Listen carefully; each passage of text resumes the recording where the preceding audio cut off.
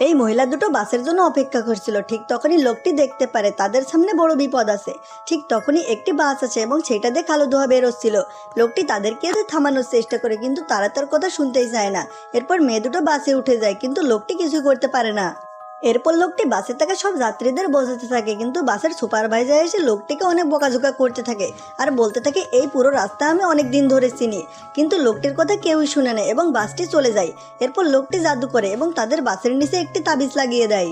কিছু দূর যাওয়ার পরই বাসটির ব্রেক ফেল হয় এবং ব্রেক ফেল হওয়ার পরে বাসটি অনেক নিচে পড়ে যায়, কিন্তু লোকজনদের তেমন কিছু হয় না এবং লোকটি অনেক খুশি হয় কারণ অনেকের জীবন সে বাঁচিয়েছিল।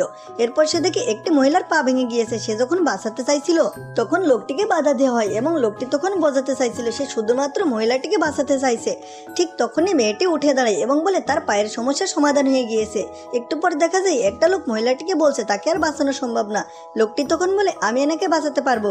ঠিক তখনই ওই ড্রাইভারটি তার সামনে এসে বসে পড়ে এবং তখন বলে আমি আমার মায়ের চিকিৎসার জন্য তুমি যা চাবে তাই দিতে পারবো। এরপর লোকটি তখন বলে আমার কিছুই লাগবে না এবং আমি চিকিৎসা করতে পারবো। ঠিক তখনই ডক্টর বলে তুমি এটা পারবে না। এর ঠিক পরক্ষণেই লোকটি মহিলাটির উপরে একটি জাদু করতে থাকে এবং এরপরেই দেখা যায় মহিলাটি সেইখান থেকে উঠে দাঁড়িয়েছে এবং জীবিত হয়ে গেছে।